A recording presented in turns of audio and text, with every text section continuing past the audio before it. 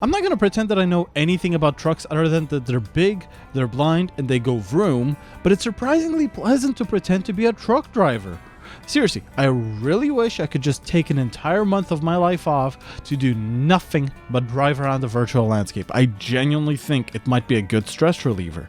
As an example, here's footage from Euro Truck Simulator 2. It came out in 2012, it's really good, and I always look for something more impressive to scratch that driving itch. And now let's change the video to Extreme Roads USA, which came out in 2014 by United Independent Entertainment, a company that founded the mindset of people will buy any kind of simulator.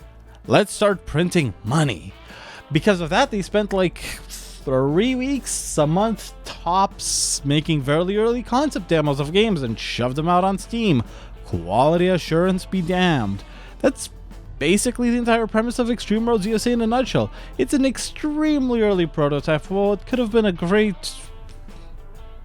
An early prototype of it could have been a good... Might have been... Okay? Yeah, actually this game would never be good if it kept going in this direction. Starting off with the controls, a light tap of the wheel is a sharp turn as far as it's concerned, and the vehicle will shake as if it weighs nothing, and it's being pushed by kids back and forth and back and forth and back and... The turning radius is also atrocious, and while you could argue that trucks naturally have troubles turning when they're pulling cargo, cranking the wheel while holding nothing still feels like you'd need to do an illegal maneuver to get anywhere. I'd also say that Extreme Roads USA suffers heavily from big rig syndrome in that the trees are a toggleable graphic setting to the point where they just flat out don't exist. Go ahead, drive into them, see what happens. See, when other trucking sims have tree render distances, they still render the trees at least to some degree and implement collision with them so that you can't pull off just disabling them and going through the resulting empty field. There's like barely any collision. You have the ground, you have the fences, and you have the buildings. That's it. And with that, the graphics seem kind of tolerable on max settings, with the lighting sometimes being decent, but no matter what kind of settings you enable, there's something in how they use the Unity engine that kneecaps my hardware, even on minimum settings. The render distance is way too low, even on max settings, and the atmosphere just doesn't feel right at all. Like, yeah, cool, you made a road work on a height map of something, but shadows constantly pop in, cars are only a few seconds ahead of you, and honestly, I've seen games from 2002 do a better job at environmental design. I was really tempted to say that they messed up with the material parameters that they chose in this game.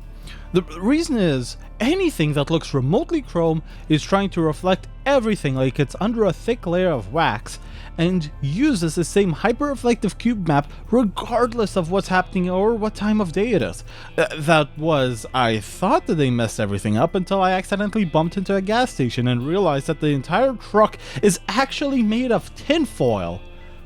Oh yeah, speaking of boundary checks, they couldn't even make the renderer work right.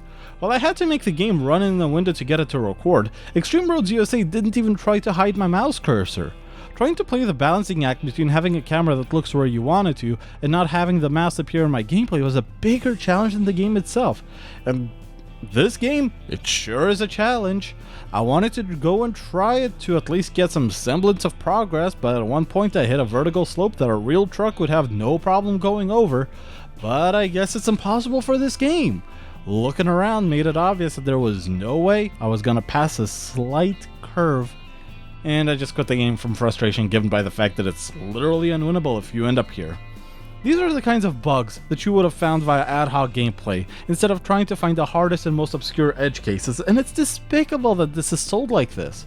I'd call it a tech demo for, hey, look, we can make vehicle physics and just throw out the rest of the game, but for the same price, you can get a much, much better trucking game.